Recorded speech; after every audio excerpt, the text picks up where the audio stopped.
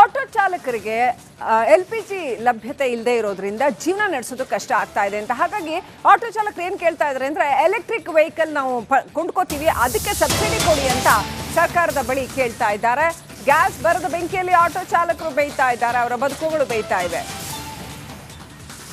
Gas ಅಲಭ್ಯತೆ ದುಬಾರಿ ಆಗ್ತಾ ಇದೆ ಜೀವನ ನಡೆಸೋದು. ಎಲೆಕ್ಟ್ರಿಕ್ ಆಟೋ ಖರೀದಿ ಮಾಡ್ತೀವಿ, ಸಬ್ಸಿಡಿ ಕೊಡಿ ಅಂತ ಸರ್ಕಾರವನ್ನ ಕೇಳ್ತಾ ಇದ್ದಾರೆ. 30% ಸಬ್ಸಿಡಿ ಕೊಡಿ ಅಂತ. ನ್ಯಾಯವಾಗಿದೆ ಅವ್ರು ಕೇಳ್ತಾ ಇರೋದು. ಅದು ಪರಿಸರಕ್ಕೂ ಒಳ್ಳೆಯದು, ಆಮೇಲೆ ಮುಂದಿನ ಭವಿಷ್ಯದ ದೃಷ್ಟಿಯಿಂದನೂ ಕೂಡ ಆಲ್ಟರ್ನೇಟ್ ನೋಡೋದು, ಪರ್ಯಾಯ ವ್ಯವಸ್ಥೆಗಳನ್ನ ಮಾಡ್ಕೊಳ್ಳೋದು ಎಲ್ಲ ಕ್ಷೇತ್ರಗಳಲ್ಲೂ ಕೂಡ ತುಂಬ ಒಳ್ಳೆಯದು LPGಗೆ.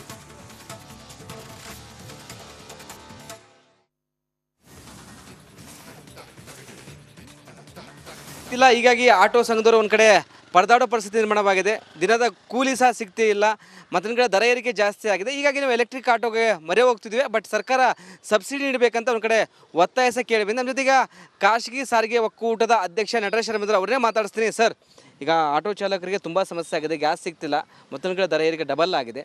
ಎಲೆಕ್ಟ್ರಿಕ್ ಆಟೋ ತೆಗೆದುಕೊಳ್ಳಿ ಮುಂದಾಗಿದ್ದಾರೆ, ಬಟ್ ಸಬ್ಸಿಡಿ ಕೇಳ್ತಿದ್ದಾರೆ ಸರ್. ನೋಡಿ, ಈಗ LPG ಸ್ಟೇಷನ್ಗಳಲ್ಲಿ ತಾವು ನೋಡಿದ್ರೆ ಸುಮಾರು ಬೆಳಿಗ್ಗೆ ನಿಂತ್ಕೊಂಡ್ರೆ ಮಧ್ಯಾಹ್ನಕ್ಕೆ ಫಿಲ್ಲಿಂಗ್ ಆಗ್ತಾಯಿದೆ, ಅಷ್ಟು ಕ್ಯೂ ಇದೆ. ಈ ಕ್ಯೂ ಜೊತೆಯಲ್ಲಿ ಇವತ್ತು 64 ರೂಪಾಯಿ ಇದ್ದಂಥ LPG ದರ ಇವತ್ತು 95 ರೂಪಾಯಿ ತನಕ ಇವತ್ತು ರೇಟ್ ಹೋಗಿದೆ. ಈ ದರ ಏನು ಸರ್ಕಾರ ಇವಾಗ LPG ದರ ಹೆಚ್ಚಾಗಿದೆ ಅಂದಿದ ಕೂಡಲೇ ಸರ್ಕಾರ ಇವಾಗ ಮೀಟ್ರ್ಗಳಲ್ಲಿ ನಾವು ಇವಾಗ ಏನು ಮೀಟ್ರ್ ಆಗ್ತಾ ಇದ್ದಾರೆ, ಮೀಟ್ರಿಂದ ಓಡಿಸಿದ ಕೂಡಲೇ ಅದಕ್ಕೆ ಮೀಟ್ರಿಗಿನ್ನ ಹೆಚ್ಚಾಗಿ ಪ್ಯಾಸೆಂಜರ್ಗಳು ಪ್ರಯಾಣಿಕರು ಕೊಡಲ್ಲ. ಇವತ್ತು ದೊಡ್ಡ ಮಟ್ಟದಲ್ಲಿ ಇವತ್ತು ಹೊಡೆತ ಬೀಳ್ತಾ ಇದೆ. ಅದರಿಂದ ಇವತ್ತು ಖಾಸಗಿ ಸಾರಿಗೆ ಸಂಘಟನೆಗಳಲ್ಲಿರ್ತಕ್ಕಂಥ ಆಟೋ ಚಾಲಕರು ಭಾಳ ದೊಡ್ಡ ಮಟ್ಟದಲ್ಲಿ ಇವತ್ತು ಹೊಡೆತಕ್ಕೆ ಒಳಗಾಗ್ತಾ ಇದ್ದಾರೆ. ನಾವು ಸರ್ಕಾರವನ್ನು ಕೇಳ್ಕೊತೀವಿ. ನಾವು ಆಲ್ರೆಡಿ ಈಗ ಕೇಂದ್ರ ಸರ್ಕಾರಕ್ಕೆ ಕೂಡ ಪತ್ರವನ್ನು ಬರೆದಿದ್ದೀವಿ. ಈ ದಯವಿಟ್ಟು ಇದನ್ನು ರಾಜ್ಯದಲ್ಲಿ ಸರಿಯಾಗಿ ನಮಗೆ ಪೂರೈಕೆ ಆಗುವಂಥ ರೀತಿಯಲ್ಲಿ ಇದನ್ನು ಅಡ್ವೈಸರಿನ ಕೊಡಿ ರಾಜ್ಯ ಸರ್ಕಾರದ ಎಲ್ಲ ಪೆಟ್ರೋಲ್ ಸ್ಟೇಷನ್ಗೆ, ಎಸ್ಪೆಷಲಿ ಖಾಸಗಿ ಸ್ಟೇಷನ್ಗಳಿಗೆ ಅಂತ. ಸೊ ಈಗ ನಮ್ಮ ಚಾಲಕರು ಇವಾಗ ಯಾವ ರೀತಿ ಪರಿಸ್ಥಿತಿಯಲ್ಲಿ ಬಂದಿದ್ದಾರೆ ಅಂತಂದರೆ, ಮೊದಲು ಎಲೆಕ್ಟ್ರಿಕ್ ವಾಹನ ತೆಗೆದುಕೊಂಡ್ರೆ 100 ಕಿಲೋಮೀಟ್ರಿಗಿನ್ನ ಜಾಸ್ತಿ ಓಡೋಕ್ಕಾಗಲ್ಲ, 100 ಕಿಲೋಮೀಟ್ರ್ 150 ಕಿಲೋಮೀಟ್ರ್ ಹೇಳ್ತಾರೆ, 100 ಕಿಲೋಮೀಟ್ರ್ ಓಡುತ್ತದು, 100 ಕಿಲೋಮೀಟ್ರ್ ಅಂತ ಹೇಳ್ತಾರೆ, 80 ಕಿಲೋಮೀಟ್ರ್ ಓಡುತ್ತೆ.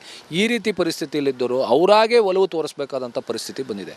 ನಾನು ರಾಜ್ಯ ಸರ್ಕಾರದ ಮೇಲೆ ಒತ್ತಾಯ ಹೇಳೋದು, ಈ ರೀತಿಯಾದಂಥ ಎಲ್ಲ ಅಂಶಗಳನ್ನು ಗಣನೆಗೆ ತೆಗೆದುಕೊಂಡು ರಾಜ್ಯ ಸರ್ಕಾರದ ಮಾನ್ಯ ಮುಖ್ಯಮಂತ್ರಿಗಳು ಎಸ್ಪೆಷಲಿ ಆರ್ಥಿಕ ಇಲಾಖೆ ಅವ್ರ ಹತ್ರ ಇದೆ, ಒಂದು ಸಬ್ಸಿಡಿಯನ್ನು ವಿತರಿಸಬೇಕು.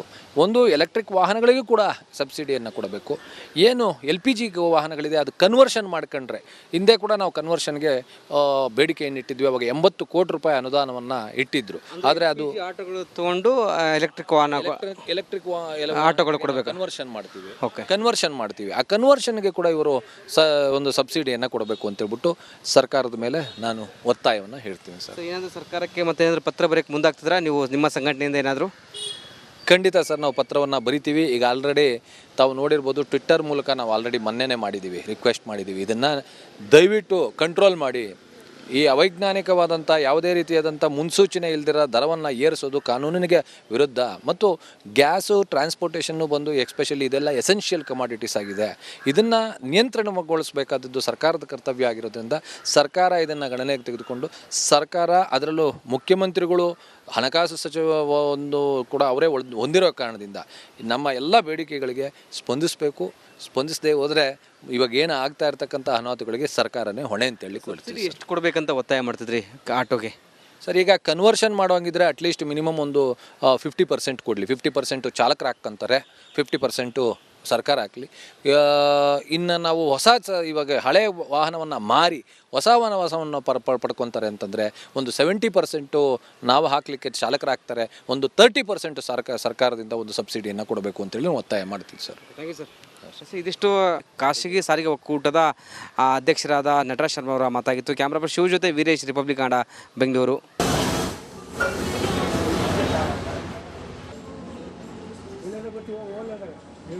ಇದ್ದೀವಿ ಎಷ್ಟೆಲ್ಲ ಬದಲಾವಣೆಗಳಿಗೆ ಕಾರಣವಾಗಿದೆ ಅನ್ನೋದನ್ನ ಕೂಡ ನೋಡ್ತಾ ಇದ್ದೀವಿ. ಒಂದು ಕಡೆ LPG ಪಡ್ಕೊಳ್ಳೋದಕ್ಕೆ ಜನ ಮುಗಿಬಿದ್ದಿದ್ದಾರೆ, ಡೊಮೆಸ್ಟಿಕ್ ಅವೈಲೇಬಲ್ ಇದೆ, ಹಾಗಾಗಿ ಅದನ್ನಾದರೂ ಪಡ್ಕೊಳ್ಳೋಣ ಅಂತ ಜನ ಮುಗಿಬೀಳ್ತಾರೆ. ಮತ್ತೊಂದು ಕಡೆ ಎಲ್ಲ ಕಡೆ ಹೋಟೆಲ್ಗಳಲ್ಲಿ ಸೌದೆ ಒಲೆಗಳಿಗೆ ತಯಾರಿ ಮಾಡಿಕೊಳ್ಳಲಾಗಿದೆ, ಸೌದೆಗಳ ಉಪಯೋಗಿಸಿನೇ ಅಡುಗೆ ಮಾಡೋದಕ್ಕೆ ಆರಂಭ ಮಾಡಿದ್ದಾರೆ. ಮತ್ತೊಂದು ಕಡೆ ಆಟೋ ಚಾಲಕರು CNG ಸಿಗದೆ ಕಂಗಾಲಾಗಿದ್ದಾರೆ. ಏನು ಮಾಡಬೇಕು, ಆ ಆಟೋಗಳನ್ನ ಏನು ಮಾಡಬೇಕು? ಸುಮ್ಮನೆ ನಿಲ್ಲಿಸಿದ್ರೆ ಒಂದು ದಿನದ ದುಡಿಮೆ ಇಲ್ಲ ಅಂತಂದ್ರೂ ಅವರಿಗೆ ಹೊಟ್ಟೆಪಾಡಿಗೆ ತತ್ವಾರ ಉಂಟಾಗುತ್ತೆ. ಹಾಗಾಗಿ ಆಟೋ ಚಾಲಕರಿಗೆ ಭಾಳ ಕಷ್ಟ ಆಗಿಬಿಟ್ಟಿದೆ. ನಮಗೆ ಸಬ್ಸಿಡಿ ಕೊಡಿ, 30% ನಾವು ಎಲೆಕ್ಟ್ರಿಕ್ ಆಟೋನಾದರೂ ಪರ್ಚೇಸ್ ಮಾಡ್ಕೊತೀವಿ ಅಂತ ಆಟೋ ಚಾಲಕರು ಸರ್ಕಾರವನ್ನು ಕೇಳ್ತಾ ಇದ್ದಾರೆ. ಮತ್ತೊಂದು ಕಡೆ ಸೌದೆಗೆ ಸಿಕ್ಕಾಪಟ್ಟೆ ಡಿಮಾಂಡ್ ಬಂದಿದೆ. 600 ರೂಪಾಯಿ ಕ್ವಿಂಟಾಲ್ ಇದ್ದಂತಹ ಸೌದೆ, ಬೀದರ್ನ ಬೆಲೆ ಇದು, ಬೆಂಗಳೂರಿನ ಬೆಲೆ ಅಲ್ಲ, ಬೆಂಗಳೂರಿನಲ್ಲಿ ಇನ್ನೂ ಜಾಸ್ತಿ ಇದೆ. 600 ರೂಪಾಯಿ ಇದ್ದಂತಹ ಸೌದೆ ಈಗ 1000 ರೂಪಾಯಿ ಆಗಿದೆ ಪರ್ ಕ್ವಿಂಟಲ್.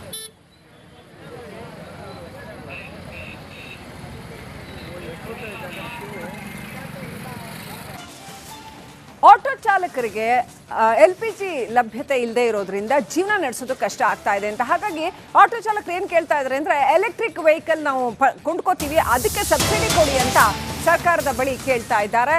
ಗ್ಯಾಸ್ ಬರದ ಬೆಂಕಿಯಲ್ಲಿ ಆಟೋ ಚಾಲಕರು ಬೇಯ್ತಾ ಇದ್ದಾರೆ, ಅವರ ಬದುಕುಗಳು ಬೇಯ್ತಾ ಇವೆ. ಗ್ಯಾಸ್ ಅಲಭ್ಯತೆ, ದುಬಾರಿ ಆಗ್ತಾ ಇದೆ ಜೀವನ ನಡೆಸೋದು. ಎಲೆಕ್ಟ್ರಿಕ್ ಆಟೋ ಖರೀದಿ ಮಾಡ್ತೀವಿ, ಸಬ್ಸಿಡಿ ಕೊಡಿ ಅಂತ ಸರ್ಕಾರವನ್ನ ಕೇಳ್ತಾ ಇದ್ದಾರೆ. 30% ಸಬ್ಸಿಡಿ ಕೊಡಿ ಅಂತ. ನ್ಯಾಯವಾಗಿದೆ ಅವ್ರು ಕೇಳ್ತಾ ಇರೋದು.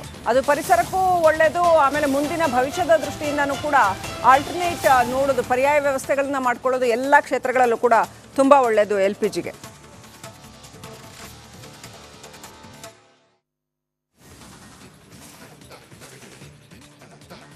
ಇಲ್ಲ, ಹೀಗಾಗಿ ಆಟೋ ಸಂಘದವರು ಒಂದು ಕಡೆ ಪರದಾಡೋ ಪರಿಸ್ಥಿತಿ ನಿರ್ಮಾಣವಾಗಿದೆ. ದಿನದ ಕೂಲಿ ಸಹ ಸಿಗ್ತೇ ಇಲ್ಲ, ಮತ್ತೊಂದು ಕಡೆ ದರ ಏರಿಕೆ ಜಾಸ್ತಿ ಆಗಿದೆ. ಹೀಗಾಗಿ ನಾವು ಎಲೆಕ್ಟ್ರಿಕ್ ಆಟೋಗೆ ಮೊರೆ ಹೋಗ್ತಿದ್ವಿ, ಬಟ್ ಸರ್ಕಾರ ಸಬ್ಸಿಡಿ ನೀಡಬೇಕಂತ ಒಂದು ಕಡೆ ಒತ್ತಾಯ ಸಹ ಕೇಳಿಬಂದು. ನಮ್ಮ ಜೊತೆಗೆ ಖಾಸಗಿ ಸಾರಿಗೆ ಒಕ್ಕೂಟದ ಅಧ್ಯಕ್ಷ ನಟರಾಜ್ ಶರ್ಮಿದ್ರು ಅವ್ರನ್ನೇ ಮಾತಾಡಿಸ್ತೀನಿ. ಸರ್, ಈಗ ಆಟೋ ಚಾಲಕರಿಗೆ ತುಂಬ ಸಮಸ್ಯೆ ಆಗಿದೆ, ಗ್ಯಾಸ್ ಸಿಗ್ತಿಲ್ಲ, ಮತ್ತೊಂದು ಕಡೆ ದರ ಏರಿಕೆ ಡಬಲ್ ಆಗಿದೆ. ಎಲೆಕ್ಟ್ರಿಕ್ ಆಟೋ ತೆಗೆದುಕೊಳ್ಳಿ ಮುಂದಾಗಿದ್ದಾರೆ, ಬಟ್ ಸಬ್ಸಿಡಿ ಕೇಳ್ತಿದ್ದಾರೆ ಸರ್. ನೋಡಿ, ಈಗ LPG ಸ್ಟೇಷನ್ಗಳಲ್ಲಿ ತಾವು ನೋಡಿದ್ರೆ ಸುಮಾರು ಬೆಳಿಗ್ಗೆ ನಿಂತ್ಕೊಂಡ್ರೆ ಮಧ್ಯಾಹ್ನಕ್ಕೆ ಫಿಲ್ಲಿಂಗ್ ಆಗ್ತಾಯಿದೆ, ಅಷ್ಟು ಕ್ಯೂ ಇದೆ. ಈ ಕ್ಯೂ ಜೊತೆಯಲ್ಲಿ ಇವತ್ತು 64 ರೂಪಾಯಿ ಇದ್ದಂಥ LPG ದರ ಇವತ್ತು 95 ರೂಪಾಯಿ ತನಕ ಇವತ್ತು ರೇಟ್ ಹೋಗಿದೆ. ಈ ದರ ಏನು ಸರ್ಕಾರ ಇವಾಗ LPG ದರ ಹೆಚ್ಚಾಗಿದೆ ಅಂದಿದ್ದ ಕೂಡಲೇ ಸರ್ಕಾರ ಇವಾಗ ಮೀಟ್ರ್ಗಳಲ್ಲಿ ನಾವು ಇವಾಗ ಏನು ಮೀಟ್ರ್ ಆಗ್ತಾ ಇದ್ದಾರೆ, ಮೀಟ್ರಿಂದ ಓಡಿಸಿದ ಕೂಡಲೇ ಅದಕ್ಕೆ ಮೀಟ್ರಿಗಿನ್ನ ಹೆಚ್ಚಾಗಿ ಪ್ಯಾಸೆಂಜರ್ಗಳು ಪ್ರಯಾಣಿಕರು ಕೊಡಲ್ಲ. ಇವತ್ತು ದೊಡ್ಡ ಮಟ್ಟದಲ್ಲಿ ಇವತ್ತು ಹೊಡೆತ ಬೀಳ್ತಾ ಇದೆ. ಅದರಿಂದ ಇವತ್ತು ಖಾಸಗಿ ಸಾರಿಗೆ ಸಂಘಟನೆಗಳಲ್ಲಿರ್ತಕ್ಕಂಥ ಆಟೋ ಚಾಲಕರು ಭಾಳ ದೊಡ್ಡ ಮಟ್ಟದಲ್ಲಿ ಇವತ್ತು ಹೊಡೆತಕ್ಕೆ ಒಳಗಾಗ್ತಾ ಇದ್ದಾರೆ. ನಾವು ಸರ್ಕಾರವನ್ನು ಕೇಳ್ಕೊತೀವಿ. ನಾವು ಆಲ್ರೆಡಿ ಈಗ ಕೇಂದ್ರ ಸರ್ಕಾರಕ್ಕೆ ಕೂಡ ಪತ್ರವನ್ನು ಬರೆದಿದ್ದೀವಿ. ಈ ದಯವಿಟ್ಟು ಇದನ್ನು ರಾಜ್ಯದಲ್ಲಿ ಸರಿಯಾಗಿ ನಮಗೆ ಪೂರೈಕೆ ಆಗುವಂಥ ರೀತಿಯಲ್ಲಿ ಇದನ್ನು ಅಡ್ವೈಸರಿನ ಕೊಡಿ ರಾಜ್ಯ ಸರ್ಕಾರದ ಎಲ್ಲ ಪೆಟ್ರೋಲ್ ಸ್ಟೇಷನ್ಗೆ, ಎಸ್ಪೆಷಲಿ ಖಾಸಗಿ ಸ್ಟೇಷನ್ಗಳಿಗೆ ಅಂತ. ಸೊ ಈಗ ನಮ್ಮ ಚಾಲಕರು ಇವಾಗ ಯಾವ ರೀತಿ ಪರಿಸ್ಥಿತಿಯಲ್ಲಿ ಬಂದಿದ್ದಾರೆ ಅಂತಂದರೆ, ಮೊದಲು ಎಲೆಕ್ಟ್ರಿಕ್ ವಾಹನ ತೆಗೆದುಕೊಂಡ್ರೆ 100 ಕಿಲೋಮೀಟ್ರಿಗಿಂತ ಜಾಸ್ತಿ ಓಡೋಕ್ಕಾಗಲ್ಲ, 100 ಕಿಲೋಮೀಟ್ರ್ 150 ಕಿಲೋಮೀಟ್ರ್ ಹೇಳ್ತಾರೆ, 100 ಕಿಲೋಮೀಟ್ರ್ ಓಡುತ್ತದು, 100 ಕಿಲೋಮೀಟ್ರ್ ಅಂತ ಹೇಳ್ತಾರೆ, 80 ಕಿಲೋಮೀಟ್ರ್ ಓಡುತ್ತೆ.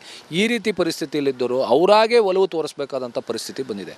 ನಾನು ರಾಜ್ಯ ಸರ್ಕಾರದ ಮೇಲೆ ಒತ್ತಾಯ ಹೇಳೋದು, ಈ ರೀತಿಯಾದಂಥ ಎಲ್ಲ ಅಂಶಗಳನ್ನು ಗಣನೆಗೆ ತೆಗೆದುಕೊಂಡು ರಾಜ್ಯ ಸರ್ಕಾರದ ಮಾನ್ಯ ಮುಖ್ಯಮಂತ್ರಿಗಳು ಎಸ್ಪೆಷಲಿ ಆರ್ಥಿಕ ಇಲಾಖೆ ಅವ್ರ ಹತ್ರ ಇದೆ, ಒಂದು ಸಬ್ಸಿಡಿಯನ್ನು ವಿತರಿಸಬೇಕು. ಒಂದು